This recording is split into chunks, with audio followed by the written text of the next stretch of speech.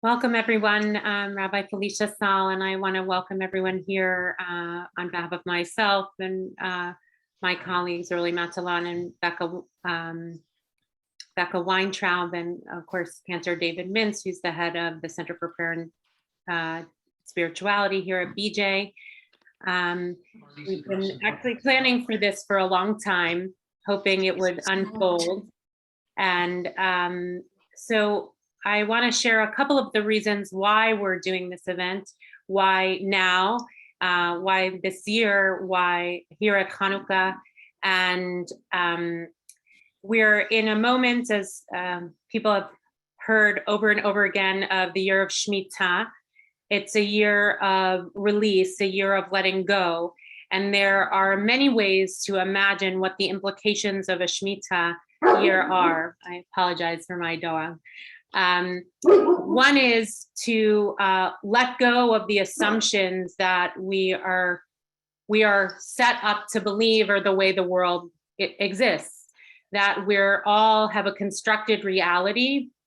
And the Shemitah year is a reminder that what we're holding on to, the assumptions that we structure our world in, the fences we build, the notions of who deserves what, of even the eyes we see the world with, are not how God imagined the world would be. And so we have a practice of every 7 years of letting go, of releasing, of stripping fences.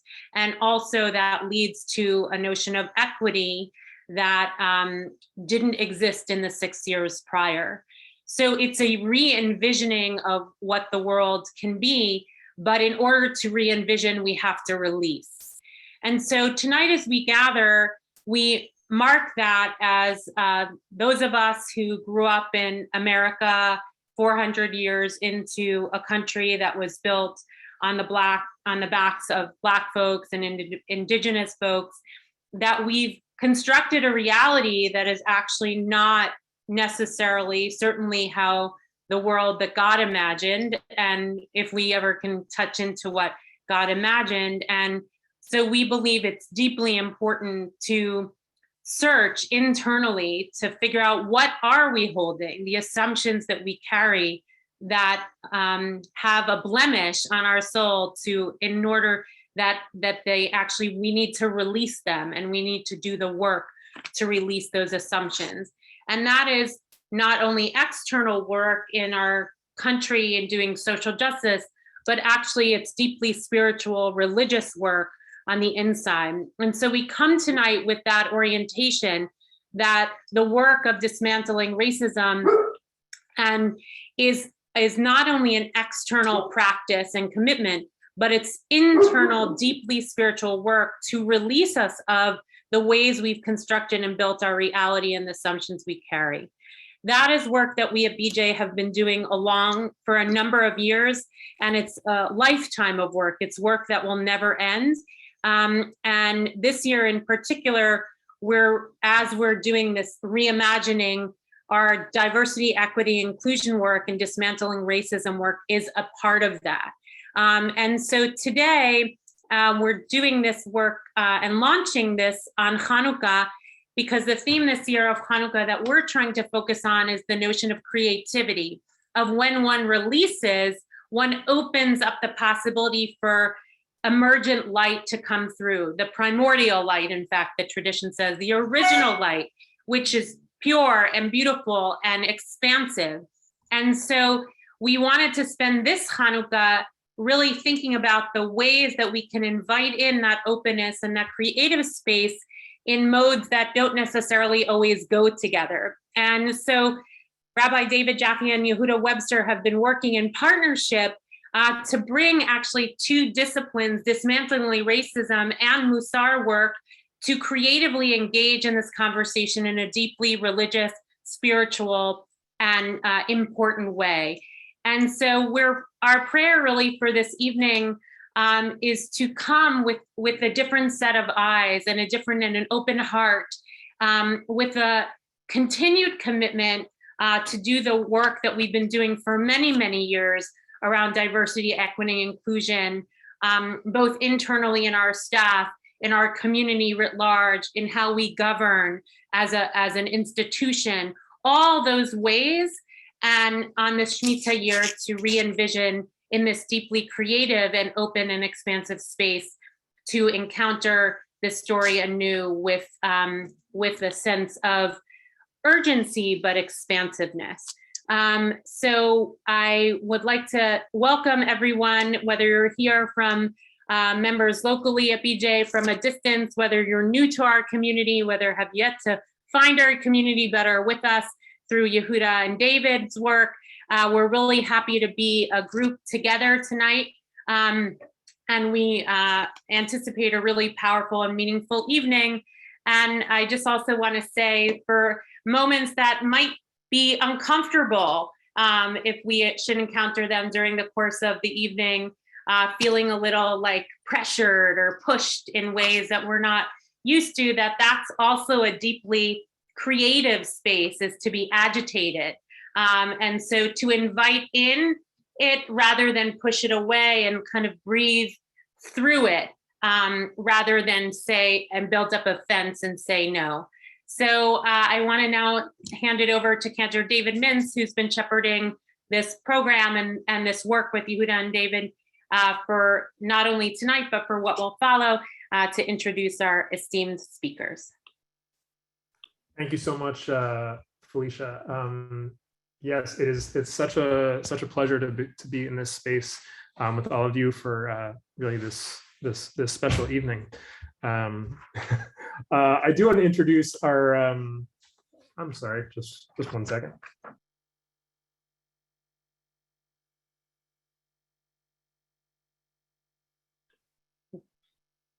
We're all zooming from home. Dogs, kids. Felicia, you mentioned inviting in, and some people felt especially invited in just now. But just to say again, really a welcome to David and Yehudah this evening. Rabbi David Jaffe, for those who don't know, is the founder of the Kirva Institute, and he leads the Inside Out Wisdom and Action Project, which we'll be hearing more about later in the evening. He's the author of Changing the World from the Inside Out, a Jewish approach to personal and social change, which won the National Book Award for contemporary Jewish life. He was a founding board member of Avodah, the Jewish Service Corps, and helped start the Greater Boston Interfaith Organization, an affiliate of IAF. And really such a pleasure, David, to have you here tonight. Yehudah, I'll let you share some of your personal biography, but just to say, Yehudah Webster is an activist and facilitator of workshops speaking to audiences all across the country to inspire and empower the Jewish community to commit to racial justice and make space for Jews of color. He's presented in a wide variety of settings, including youth group conventions, college campuses, staff development retreats for Jewish organizations, and as a community leader for Jews of racial and economic justice, known as JFREJ. Yehudah supports JFREJ's police accountability and Black Lives Matter campaigns by organizing meaningful actions and lobbying for legislative reform. David and Yehudah, it is such a pleasure and a privilege to have you with us tonight. And without further ado, I'll turn it over to you for the remainder of the evening. Thanks so much, David. Thanks so much, Felicia. It's wonderful to be here. As I said, I'm Rabbi David Jaffe, lead the Inside Out Wisdom and Action Project. It's particularly really nice to be with the B'nai Jeshurun community. My parents were members way back at some point. And you mentioned JFREJ, which is where Yehudah works.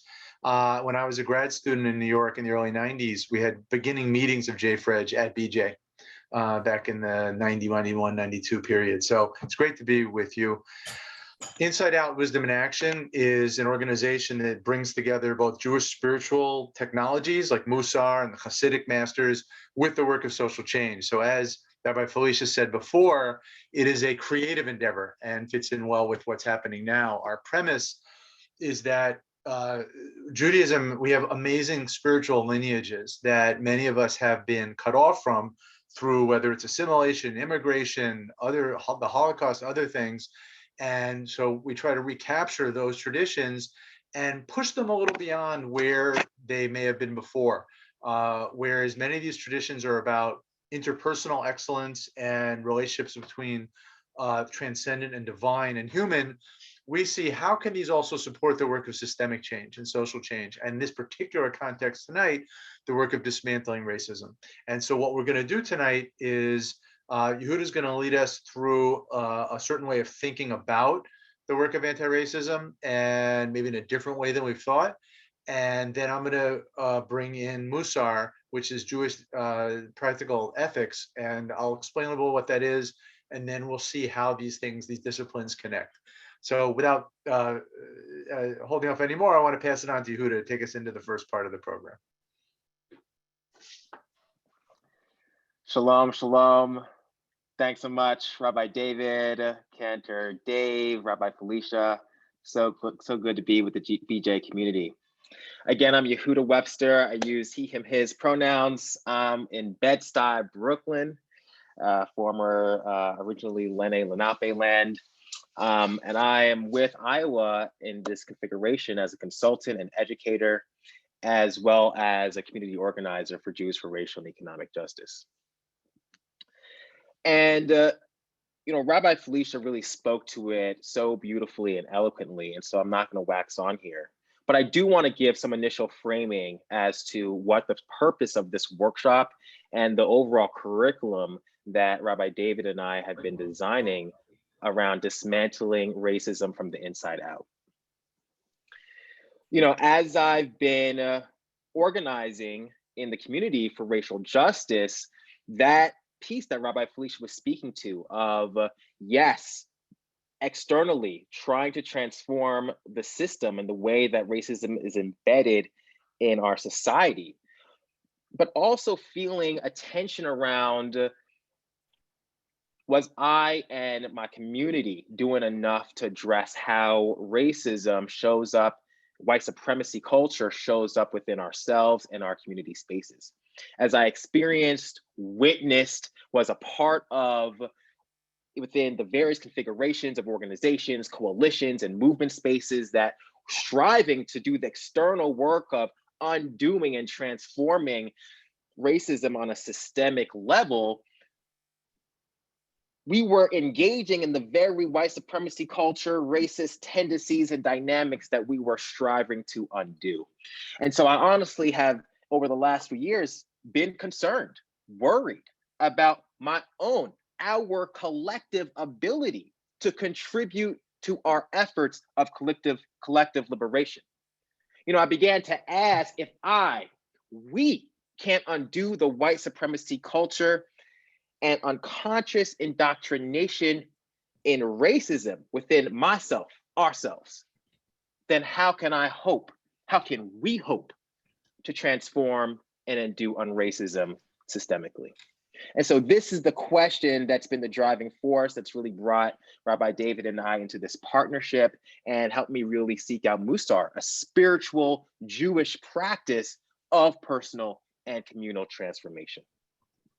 So to be clear, I'm no expert in this. I come to this work humbly sharing the frameworks that have been really helpful for me in understanding how racism functions. And we're putting that into conversation with the Musar pedagogy around trying to undo racism within ourselves. And so this is really the question of this workshop. It's less about the what of the racism, but more about the how. How must we behave and act if we're going to shift the consolidation of power system? What orientation to relationships is necessary? What will it take for us? Again, people who have been indoctrinated in the very ideologies of racism and white supremacy, what will it take for us to transform this racist system? And so we're not here proposing an alternative to advocacy or community organizing, but rather identifying the elements of support, striving to find ways to build the muscle, the spiritual muscle, so that we can actually be more successful, effective, and sustainable in whatever avenue or modality of change that we're invested in. So we're going to go into an activity, and Rabbi David, if you could just share screen. I don't know if we're also sharing the doc, Cantor Dave, in the chat for those who want it. We're going to look at a community obligation statement. And this is not a statement that I wrote. This is a statement that is written by somebody in the world. We'll get to that a little bit later. But what I want and invite folks to do is we're going to read this statement, and you're going to take the next 5 minutes individually to move through the questions at the bottom right below it, okay? And you're just going to journal about that to yourself. And so for the sake of time, I'll just read out the statement for us. I love my daughters more than my nieces more than my cousins more than my neighbors, but that doesn't mean that we detest our neighbors. All right, so love daughters more than nieces more than cousins more than neighbors. That don't mean we detest our neighbors. All right, so let's just take the next 4 to 5 minutes engaging in these questions. What is this person's vision of community? In what ways does this vision make sense or not? Does it make you uncomfortable at all? If it does, why? And is this sufficient, this model of community? Are we able to dismantle racism? Okay, so we'll come back together at about 7:25, 26 to move into the next piece. Okay, so let's just take the next 4 to 5 minutes. And if you have any questions, please drop that in the chat.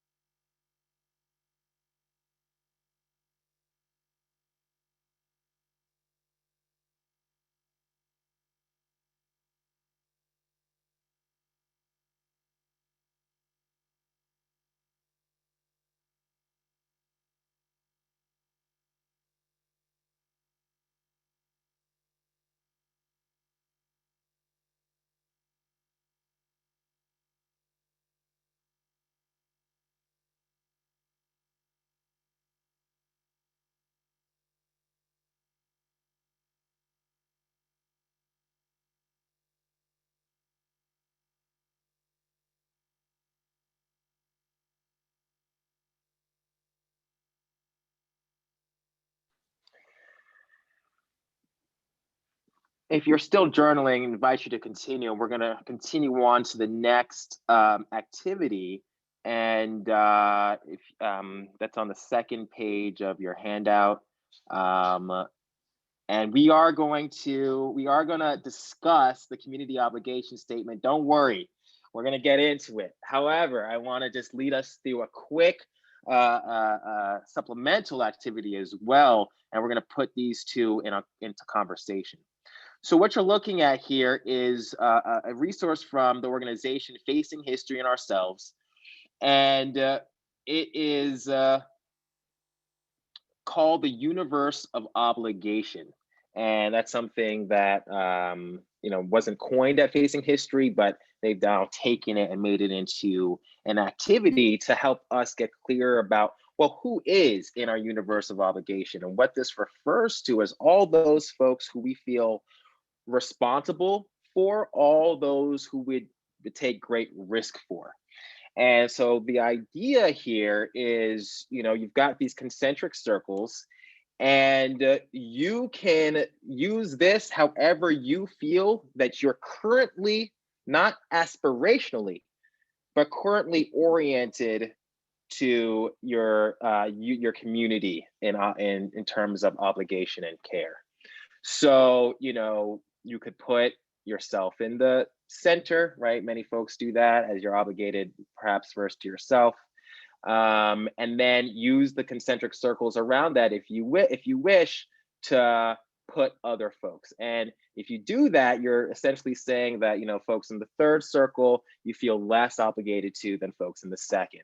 And, you could do categories of friends and family. You could use specific names, if you will.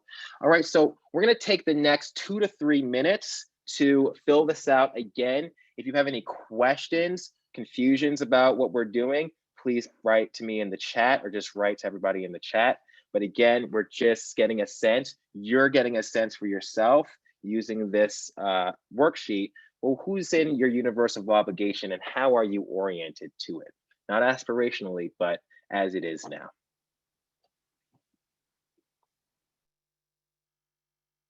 And then we'll come back and we'll discuss it all.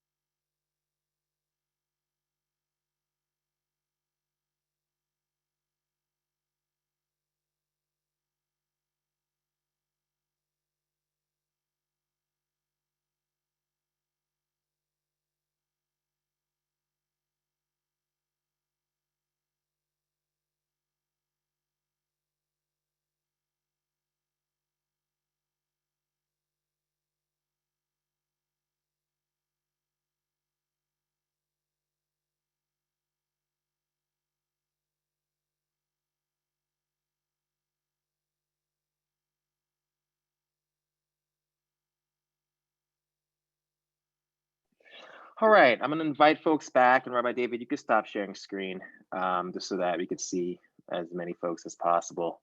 I'll try to go into gallery view here. All right, so want to open up a conversation, and we've got a lot of folks on tonight, so it's gonna be a little interesting. You're gonna chat me directly, and I'm gonna kind of speak it out into our Zoom for everyone's sake. So let's just discuss for a few minutes what came up for you doing reading through the community obligation statement and journaling about those questions and your universe of obligation? Any initial reactions, responses? Anyone noticing a connection between the community obligation statement and their universe of obligation? Write to me in the chat your thoughts.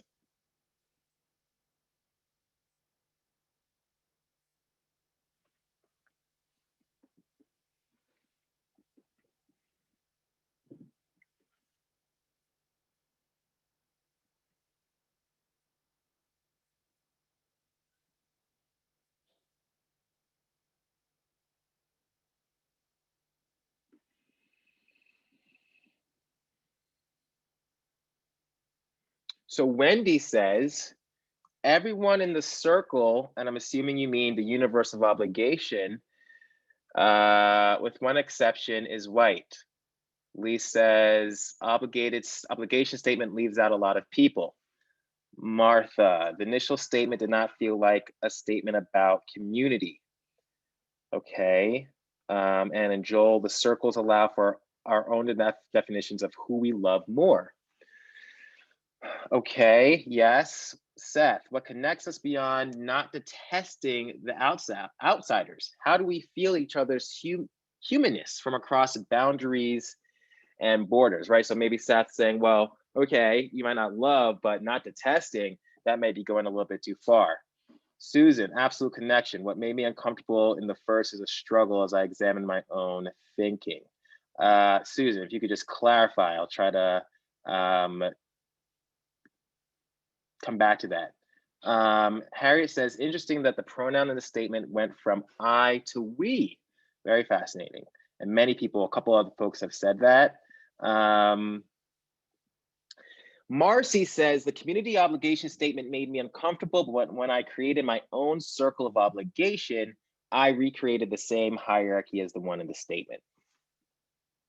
I'll pause it there because it's the most on the nose understanding of what we're trying to do here with these activities. You know, and I'm going to reveal who wrote this poem, and not to make anybody feel badly, but really to demonstrate the ways in which our orientation to relationships and to care is links up with somebody who we don't typically align our values with. So this community obligation statement was written by Jean-Marie Le Pen, who is the founder of the far-right French political party and is a known xenophobe and anti-Semite, all right?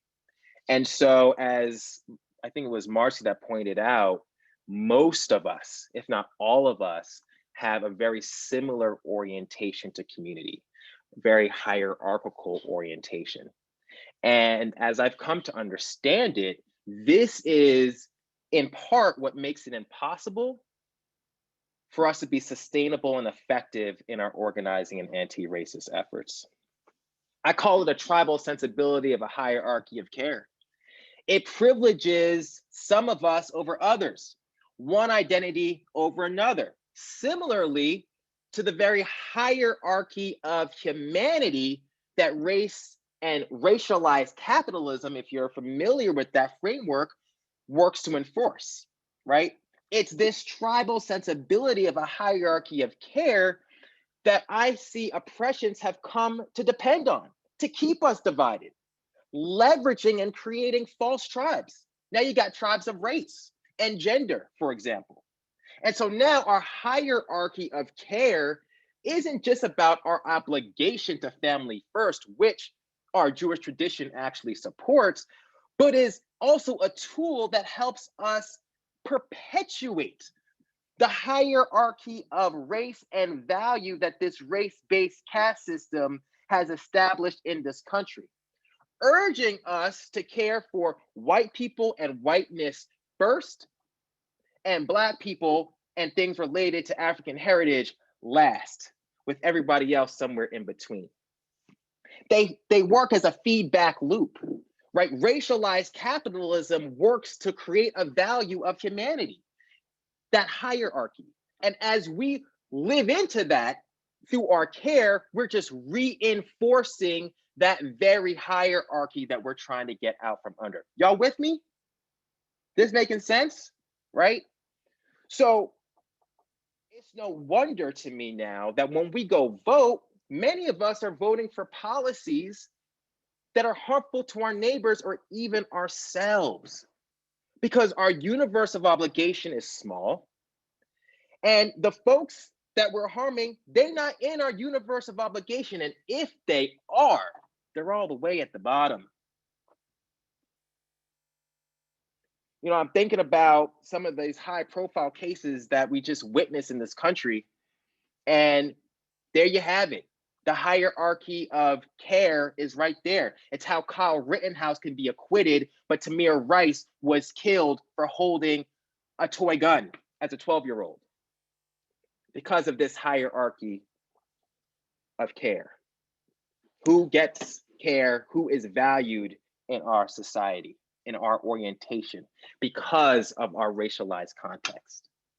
And so this impacts not just high-profile court cases, but it also impacts our day-to-day experiences.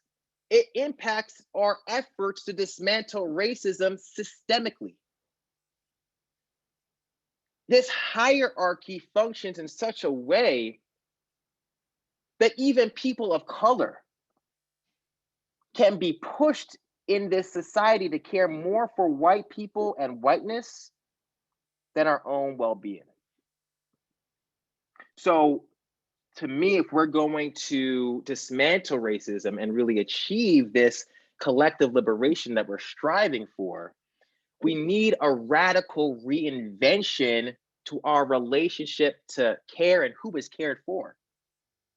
Because right now, by living into this hierarchy, we're just helping to reinforce the value hierarchy that racialized capitalism and racism has established. And as some people pointed out, hey, there's only one Black person in my hierarchy. So what does that do to us over a lifetime of experiences? So to subvert this hierarchy of care, we really do need a dramatic paradigm shift. And, you know, activist and visionary Valerie Carr has a really brilliant framework for how to move from a hierarchical orientation to a horizontal orientation to care. And it's the basis and inspiration of our framework. Valerie Carr talks about revolutionary love, love for self, love for others, and love for our opponents. And we took that and we reworked it into a balance of care.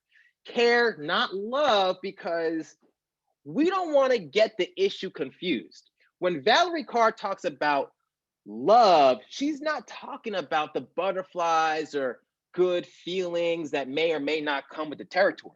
She's talking about the labor of love, concrete acts of care. So for example, when you come home after a long day and your spouse, your partner, your friend has made you a meal, that's a concrete act of care. When you're out to brunch or you're taking a walk and your friend just drops a casual racist comment and you disrupt that and say, that's not okay. We don't speak like that in our community. That's a concrete act. So not the feeling, but the actual expression of love is what Valerie Carr is talking about, right? Even Tochacha rebuke, health before career. These are all concrete acts of care. And I say that, the Tochacha rebuke piece, just to be clear, care is not just about being nice and coddling. Care is also includes challenge, disagreement, and when appropriate, also rebuke. I know that I have needed that throughout my life and has been useful for me. And so in our framework, when we talk about care, we're talking about concrete acts of help and nurture. And so in our framework, we're talking about care for ourselves, when we're thinking about anti-Black racism, fellow Black people, our opponents, okay? And we want to be in this balance, as it will help us avoid the pitfalls of apathy as we are constantly engaging in just brutal racism. As we strive to organize, we can better avoid the pitfalls of narcissism, unconcern, even self-loathing that comes when you live in a hierarchy of value and care.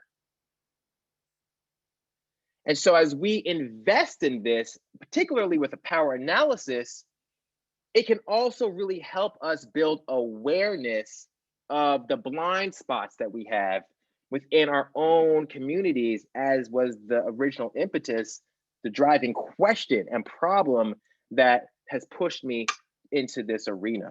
You know, as a man, last couple years, I've really striven to commit to never being the first person to speak in a group that's majority women. It's a point of concrete care. And, you know, there's some other factors at play there that you know, really ties into positionality, but that's for another time.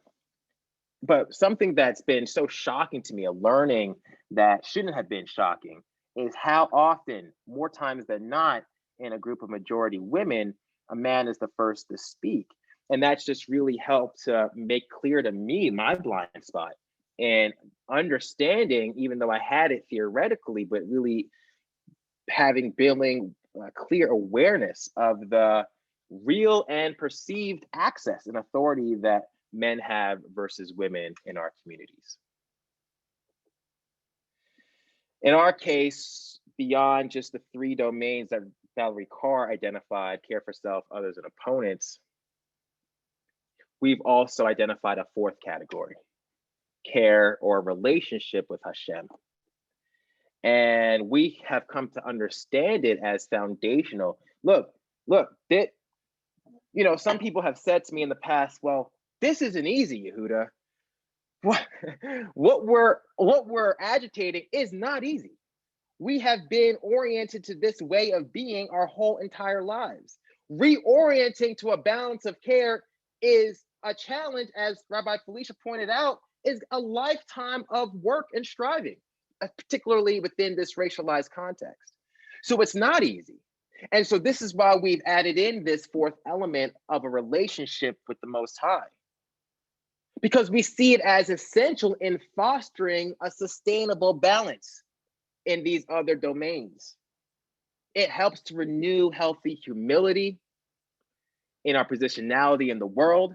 It helps us build awareness of the power we wield, and grows our capacity to be accountable to values greater than ourselves, our fellows, and even our opponents. And so our theory here, our hypothesis, if you will, is that by coming into a balance of care, by moving from that hierarchy that helps to reinforce and perpetuate the hierarchy of value that places white people at the top and Black people at the bottom, by moving into this balance, we hope to subvert this racialized capitalist system.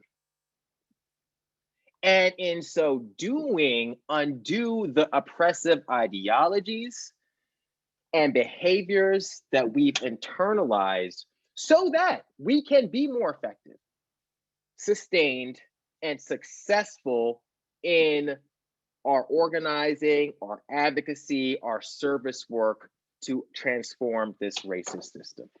Did y'all follow me? Y'all with me? Before I pass this over to Rabbi David to really walk us through Musar, which is the tools for this transformation, the tools to move us into this balance of care, I want to address a well-known rabbinical Jewish concept of Anye Ircha Kodem, which teaches us to prioritize care for the poor or Jews in our communities first. And I raise this just to say that these 2 frameworks of Ane Ir Hakodam and the balance of care, they're not in contradiction, but rather are reinforcing one another.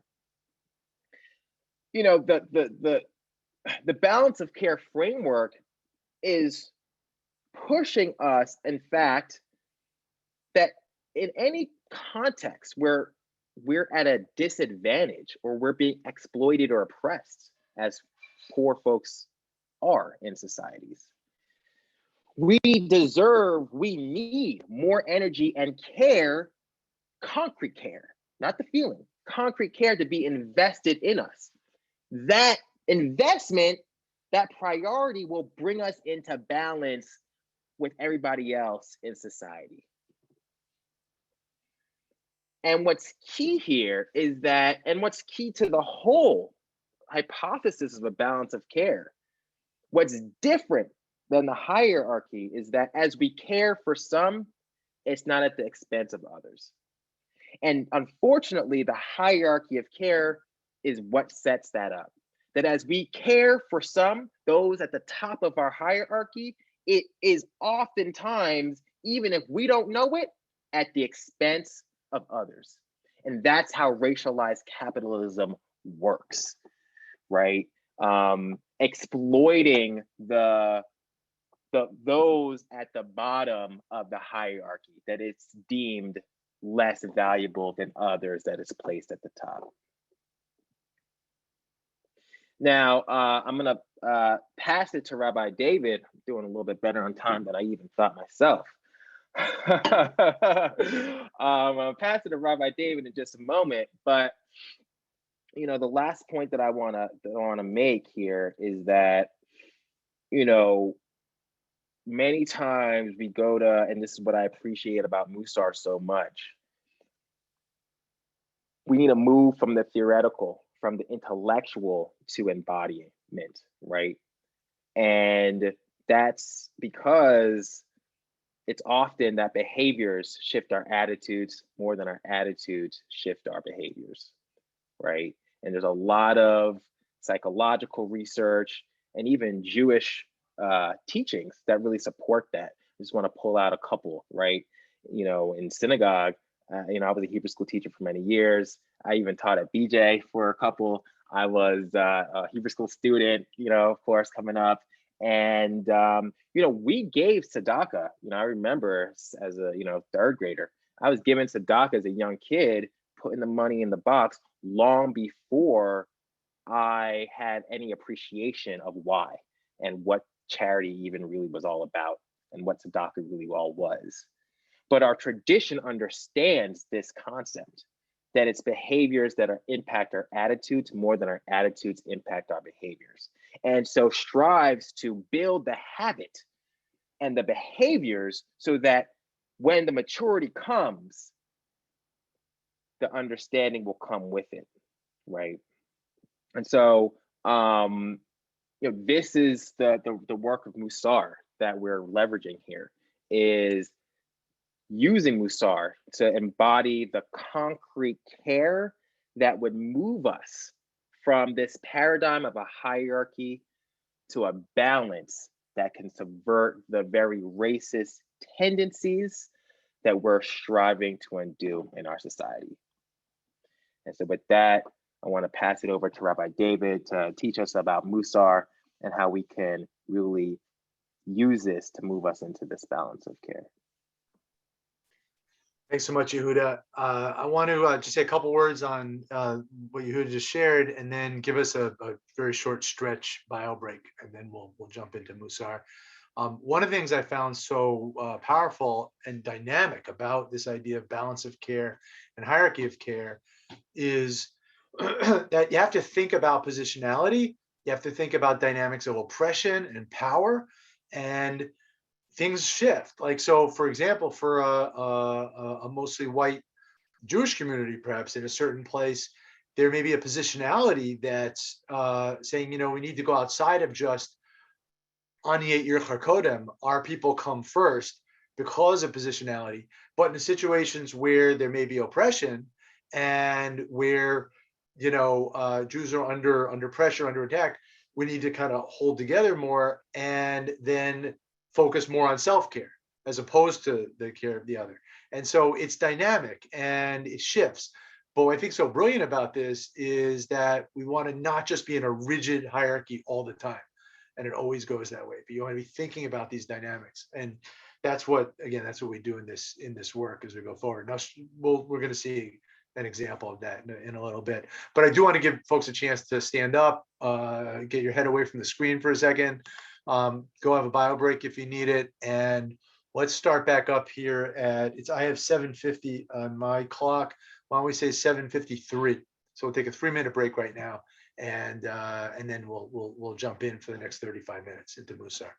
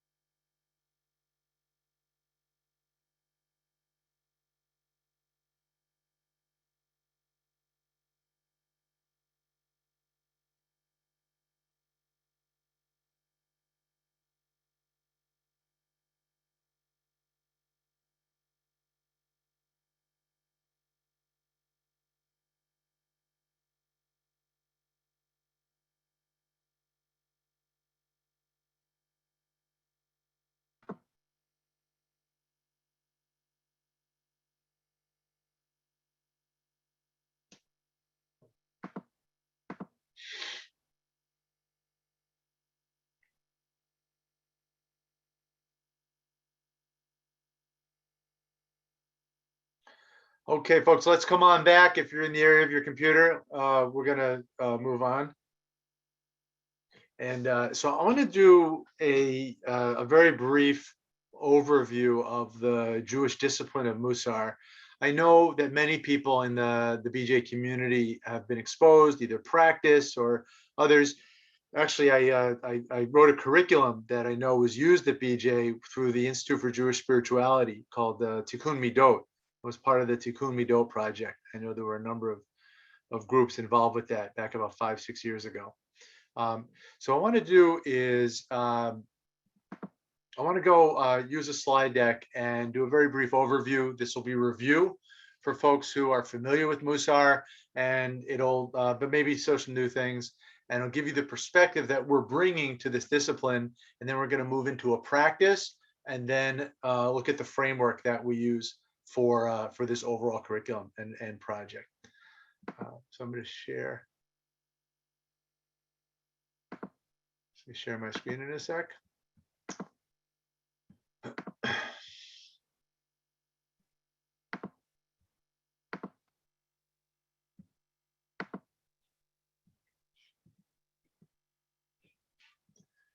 So Musar is a wisdom, a Jewish wisdom for resilience and moral courage.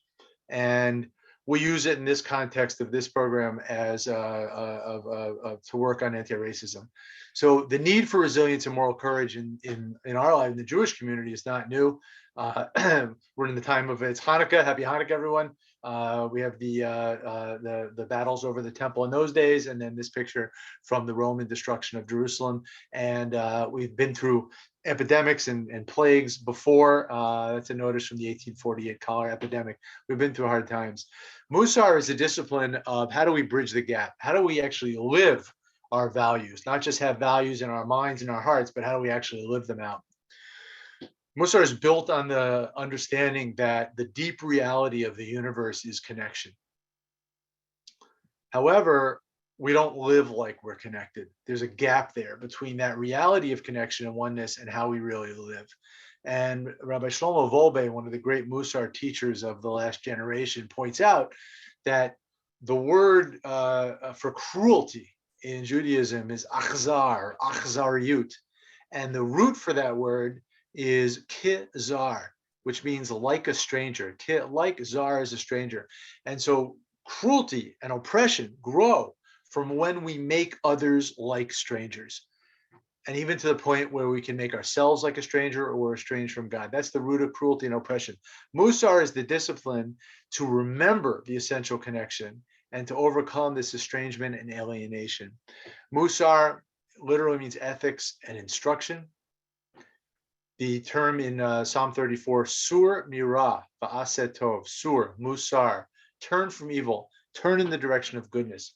It's the discipline in Judaism, how we turn our lives in the directions they want it to go.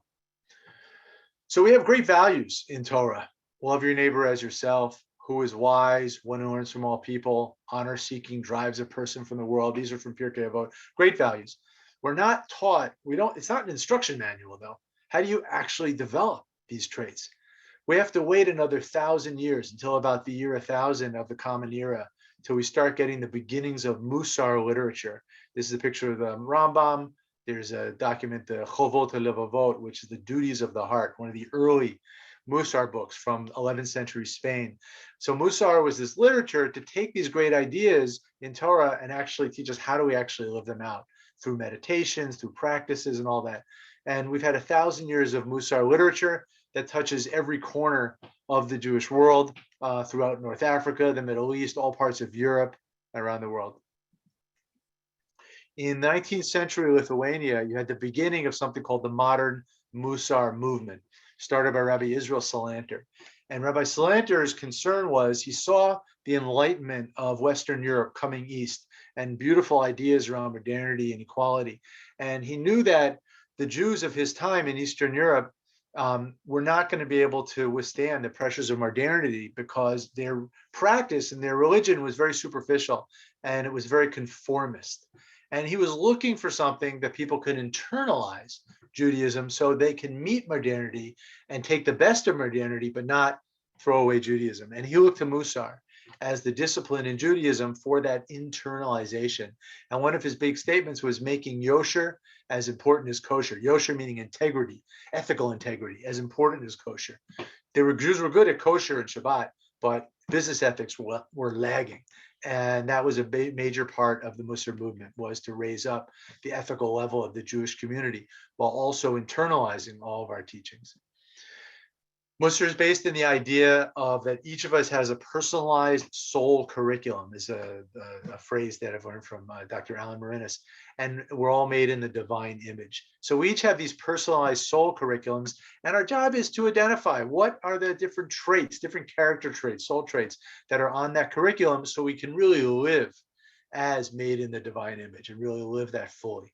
And part of our work in Musar is we identify different traits on our curriculum and then work on them.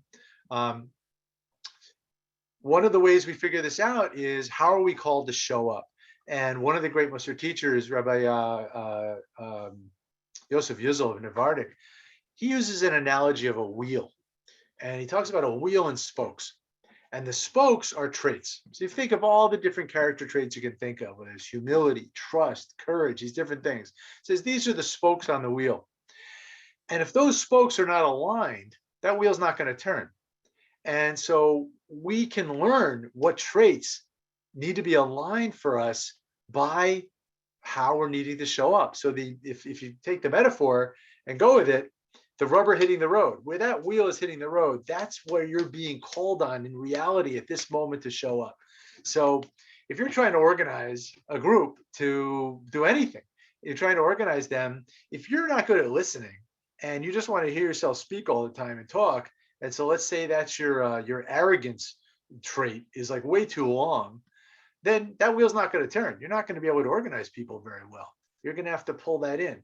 But you only know that by trying to do things out in the world and looking at how am I being called to show up right now. And so Rabbi Horowitz writes that leadership and public leadership is really one of our best ways of growing spiritually, because we have to show up in the ways we're being called and work on ourselves.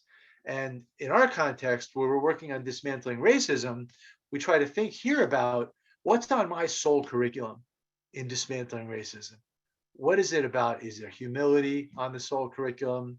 Is it about speaking truth? Is it about courage? What's on there for me in my soul curriculum? And these are several different traits we could think about. And so what we do in this work is people think about their traits, and we have a number of traits we know are show up a lot of people a lot of times, like humility, like anger, like trust, like courage, and we work through those traits. So that was a very quick overview of Musar. If you have certain particular questions, you want to post them in the chat, please do. But I'm going to keep going, but I can come back and swing back to those. I wanted to give you that picture and overview to then come into this next piece, where we're going to look at one particular trait. And Yehudah, not ready yet, but do you have that piece ready to go? So thank you. So what we do in this work and in Musar work in general is we'll take a trait that we know is a really central one. So the one we're going to work with in a minute is savlanut. Savlanut from Lisbol is to bear something, to bear, to suffer, to hold with discomfort without throwing off the yoke of that. We think that is an important trait for the work of dismantling racism, because this work is uncomfortable. If you're really doing this work, you're going to be uncomfortable, whether you're black, you're white, you're whatever you are, in a person of color, a person who is socialized as white, you're going to feel it's going to push you. It's going to push you out from where our racialized society has told us that's okay. And so, for example, just as people socialized as white, very commonly known now that, you know, we're socialized, and I include myself in that, we're socialized to not have to feel uncomfortable. And that if we're being told that we're being racist or something, then something's wrong. We're being attacked in that situation. And that gets uncomfortable. And so savlanut is the trait that helps us be able to stand there, be able to inquire, be able to listen, be able to try to learn without automatically getting defensive or shutting off. And likewise, wherever you are in the racialized spectrum, in trying to move and dismantle. So I want to show you, I want to teach a short text and then have us do a practice.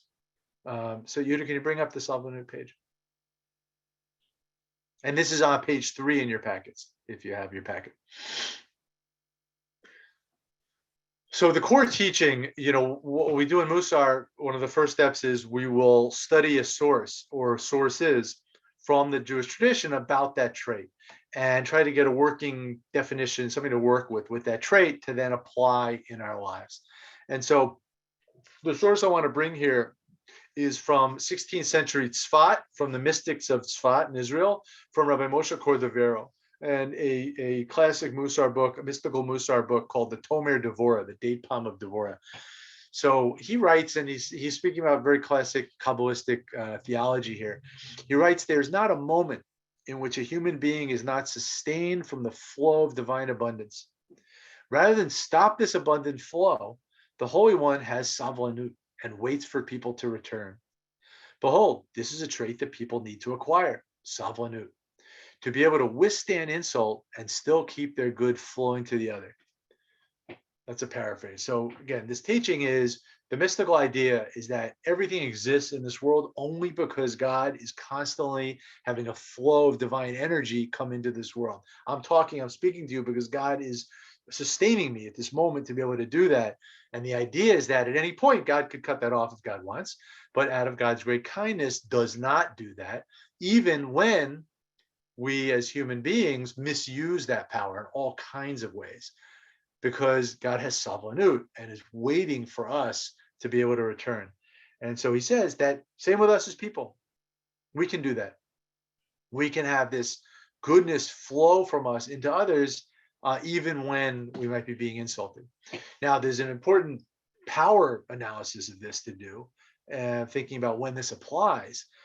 Certainly the teaching applies in a situation with someone who you are in a position of more power than, say, a parent and a child, or a teacher and a student.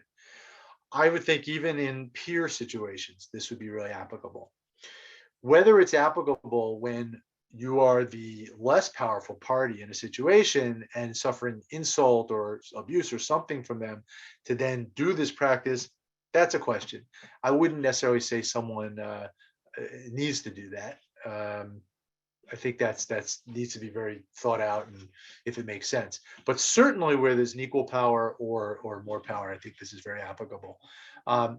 So what we want to try here is we want to do what we call a Kabbalah in Musar. And this is not a mystical Kabbalah, the Kabbalah. It's not that.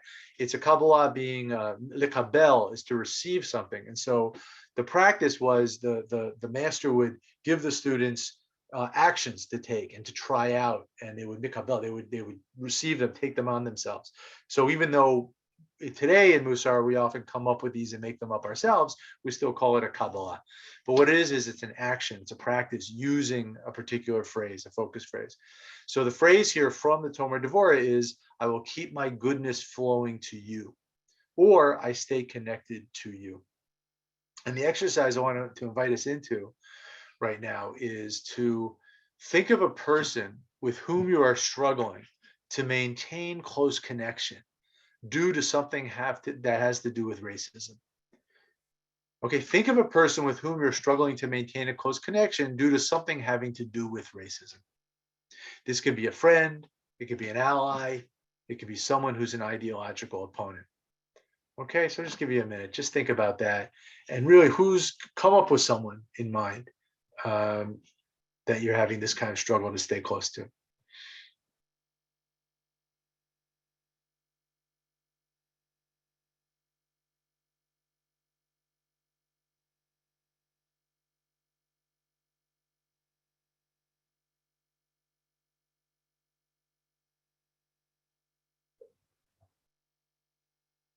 Again, this could be maybe someone who said a racist comment.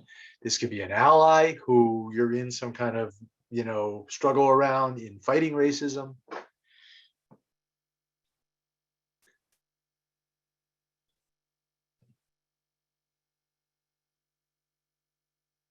Okay, so as you're still coming up, have that person in mind. And now the exercise is we're gonna do this for about a minute, is to choose someone on screen. So I would go to, we'll go to gallery view, and in a second, Yehudah will just take this off. But choose someone on screen to look at and repeat the phrase slowly, directing it in your mind towards the person with whom you're struggling. Take a full, gentle breath between each time you say the phrase. So I'll give you an example of this. So I'm looking at Yehudah right now, and this is not anything I have to do with Yehudah. It's just, and you're not gonna tell the person you're looking at them, right? Because on Zoom, we don't know who's looking at us. We're just doing it for the exercise. If we were to go to breakout rooms, which we often do in smaller groups, you would do this with a person right in front of you. But now we do it this way.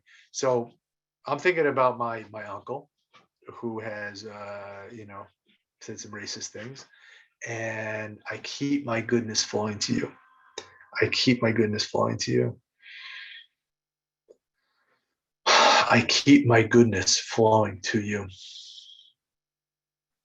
I keep my goodness flowing to you.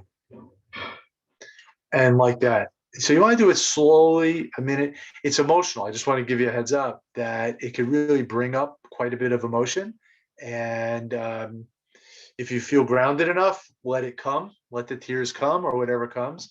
If it feels like it's too much for you, please feel free to stop. We're only going to do it for a minute.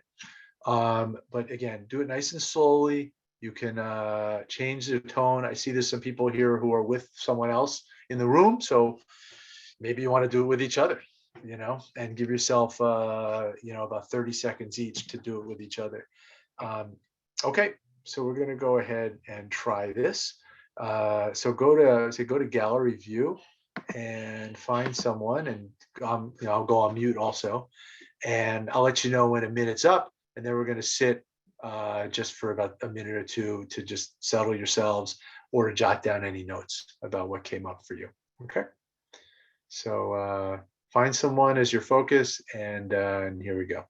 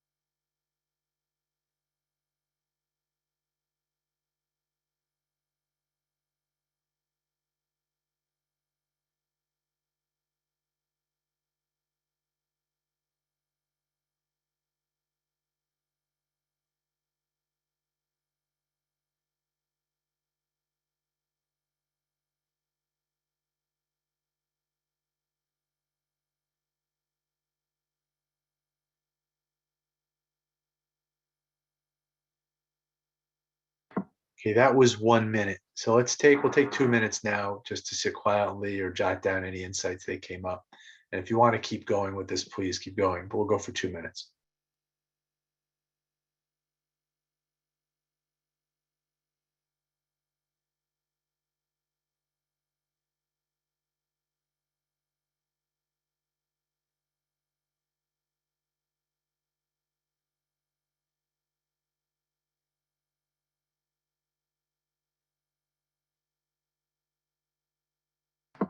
And I invite people to jot down any notes into the chat that you'd like to share.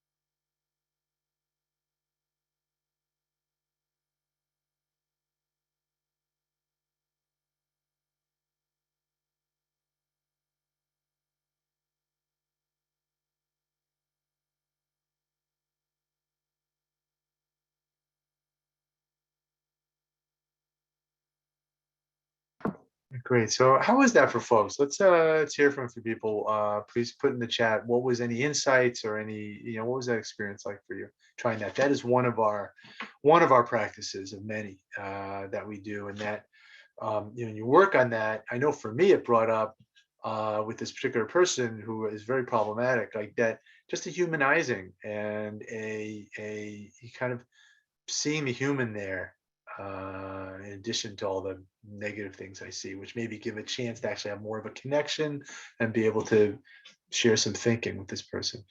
Very calming.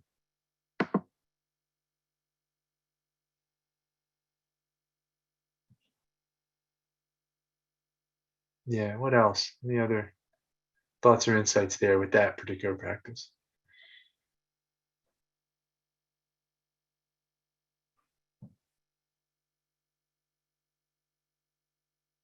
Yeah, so it's a challenge to send kindness to those with whom you strongly disagree. I know.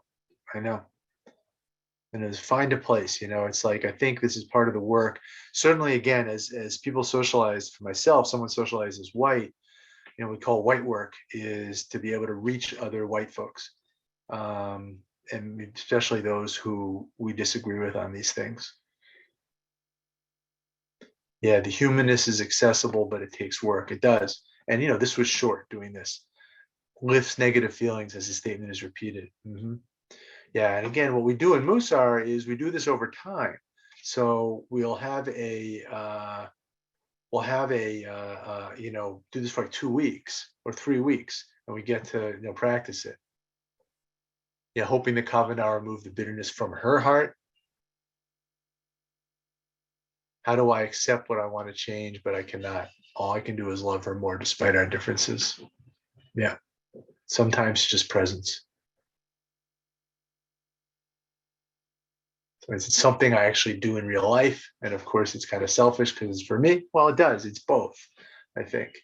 There was anger, rage, disdain, but someone said hard to stay mad and upset. So there's a lot of experiences here. This is so this is one of our practices, and again, one of the couple we'll use for trying to really stay in connection as we're dismantling racism. Next piece I want to show you is our framework, and Yehudah talked about this before of the balance of care. And so Yehudah, can you pull up that that page? Thanks a lot. So these are the 4 domains of care, and one of our other Musar practices is called cheshbon nefesh. There's 3 main practices. There's the chanting phrase that we'll do as a morning practice of chanting a line over and over again. And then there's a challenge, small challenge you give yourself, like we just did right now, and to do that vis-a-vis someone that you're trying to stay connected to. And then the 3rd practice is we call cheshbon nefesh, which is soul accounting or reflection. And this is these are a number of prompts, journal prompts that are in the 4 domains. And so we want to think, where do I need to work in my own balance that Yehudah talked about before, of trying to have to overturn the hierarchy or subvert the hierarchy into a balance? Where are you out of balance, and where do you need to focus on to bring more balance? It could be care for self. It could be, care for Black African heritage folks. We make it specifically towards Black and African heritage folks because this course is particularly about undermining and dismantling anti-Black racism. And so when we work, we always have people do something in that domain. Care for ideological opponent may be a place you feel is out of balance. And finally, care for Hashem, connection to Hashem, the Great Spirit, and bringing that into this also. So we'll see different prompts here that are ones that we would bring into a daily journaling practice to help us have more awareness around these particular issues. So let me ask you, let's take about 3 minutes right now, 4 minutes right now, and look at the sheet here. It's page 4 in your packet, and choose a domain that you want to work in, and let's journal. And we'll journal for a few minutes on one of these prompts. And again, that is how we do this practice going forward. This would be a daily practice, but choose one domain and do some journaling. Thanks, Dave, for posting the handout again. It's page 4 in the handout. And then just choose one prompt from that and do some writing on it.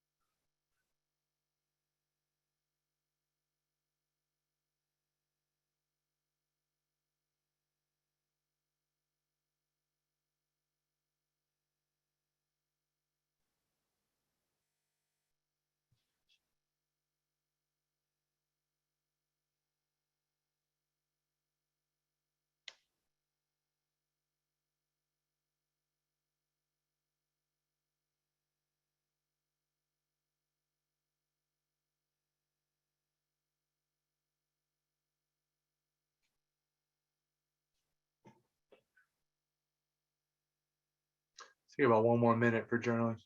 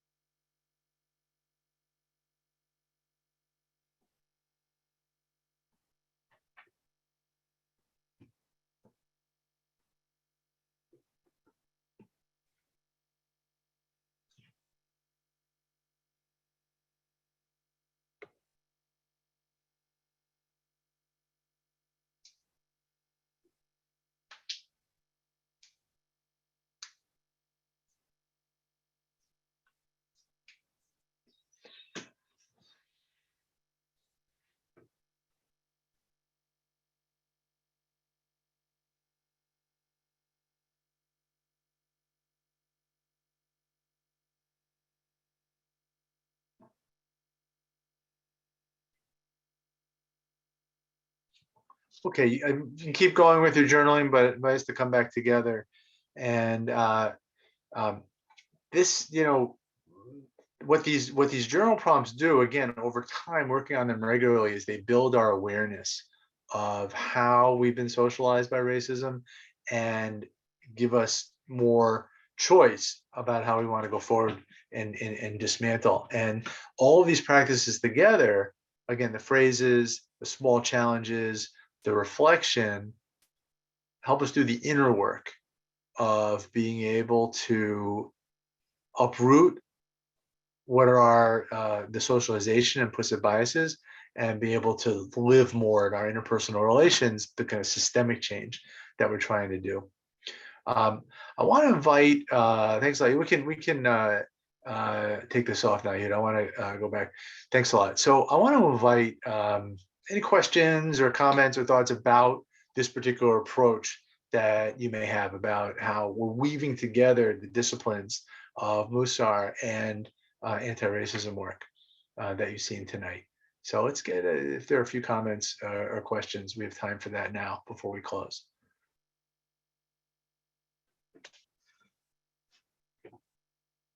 These could be to me or Yehudah.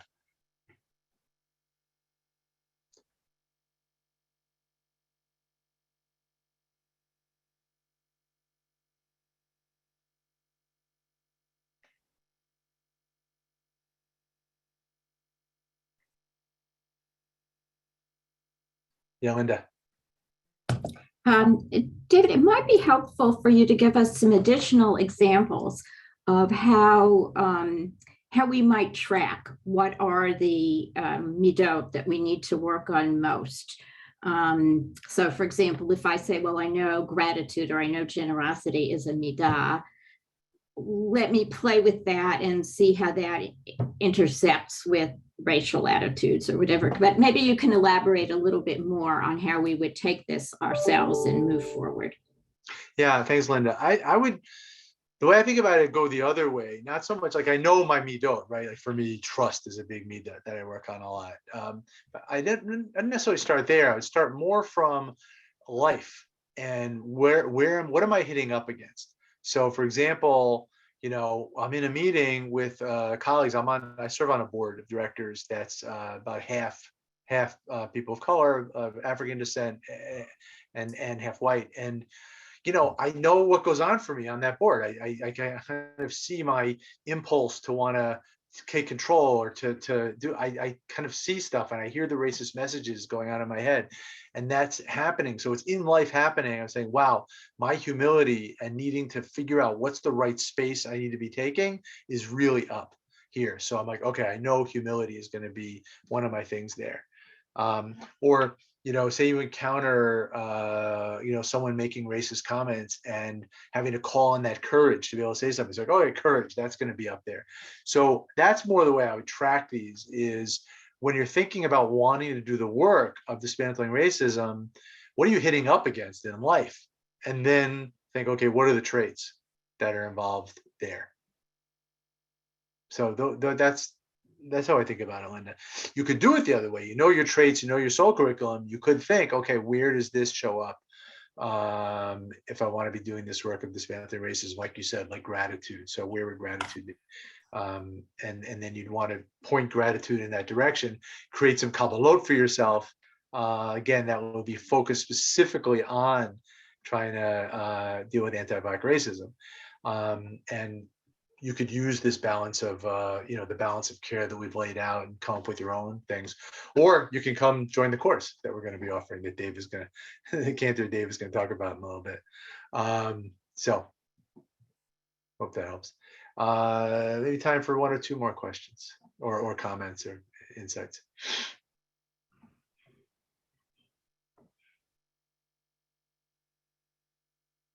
And if you want to do the raise hand function, that'll shoot you to the front of the screen here, so we're able to see you. Phyllis, did you want to say something? Go ahead. I don't hear you though.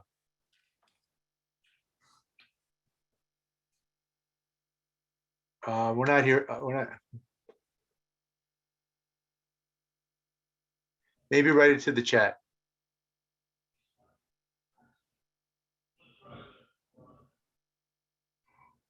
Okay, while we're waiting for Phyllis, we have time for one more.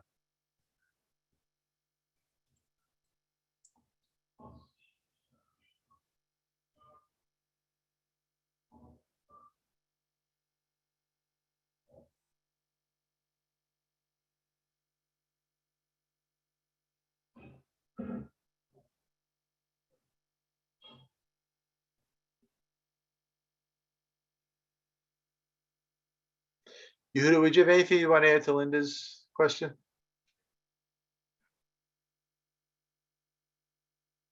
I really think you covered it, Rabbi David. I think the piece that I was just going to add, which you got, came to that, is once you've identified the midah, is really about the kabbalot, and that's like the foundation of this, of what is the small manageable action of care that you can challenge yourself with each and every day to move you from a hierarchy to a balance. And so that's like what's key in using the character traits to move us to a balance of care. Okay. I raised it because I think sometimes what we feel is discomfort, and without the vocabulary or language, especially if we're not Musar savvy, to sort of point, to help point in. And it's some of us are more inductive and some deductive.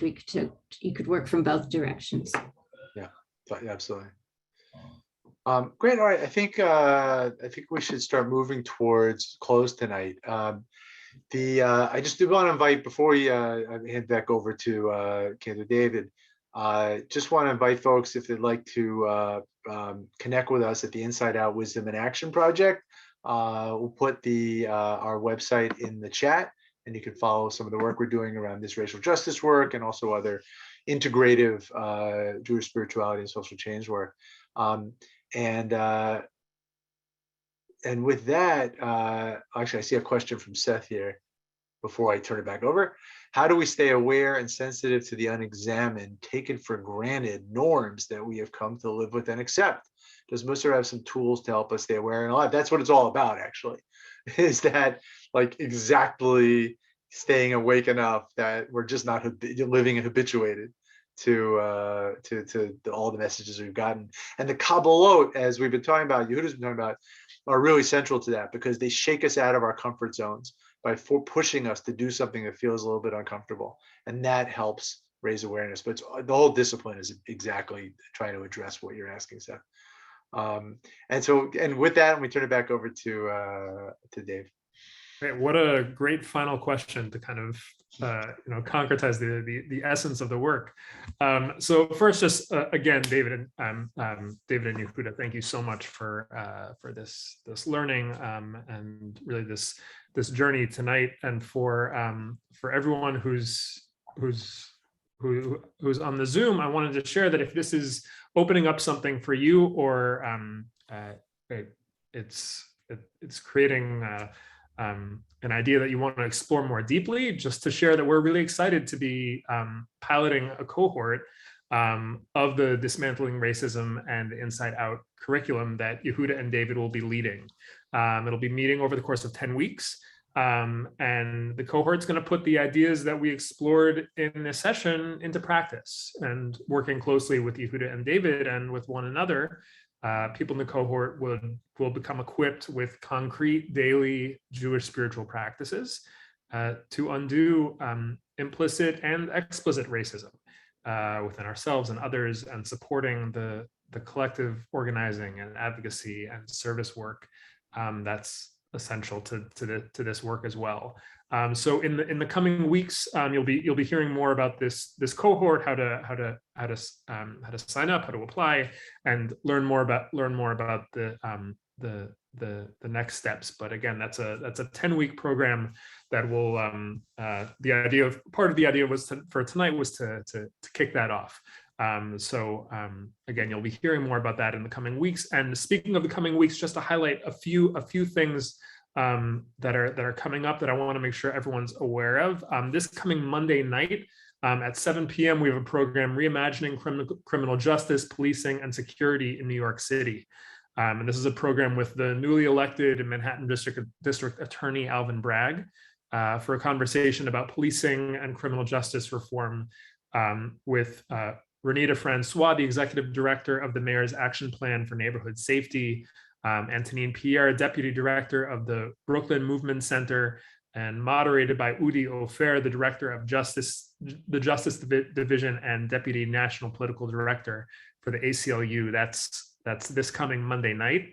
The following Monday, we have a program on reimagining criminal justice, policing, and security in Jewish communities, exploring how synagogues and other Jewish institutions can best protect their members from possible anti-Semitic attacks, while also creating an environment where everyone feels safe and secure. We'll have representatives from B'chol Hashon, Not Free to Desist, and the JCRC, the Jewish Community Relations Council of New York. That's Monday the 13th. And just to add one more, we are kicking off a community reflection and learning on COVID-19 and racial disparities for small groups on Zoom to engage in learning and reflection with an incredible new resource that was put together by members of the BJ Community DEI, Diversity, Equity, and Inclusion Committee on what has COVID-19 revealed about racial disparities as a resource for communal reflection. And there are going to be 3 different modules led by BJ community members on healthcare, on education, and mass incarceration over the course of the coming weeks. So there'll be more information about all of this in Thursday's community email, and of course it's on the BJ website, bj.org, for more information. These are really amazing opportunities, and I encourage everyone to think about how we want to engage in this work, because there are multiple ways in for each of us. So again, thank you to everyone for being here. Thank you to David, to Yehudah. I know we'll be hearing more from you in the coming months, and looking forward to continuing the work. Erev Tov, Laila Tov, everyone.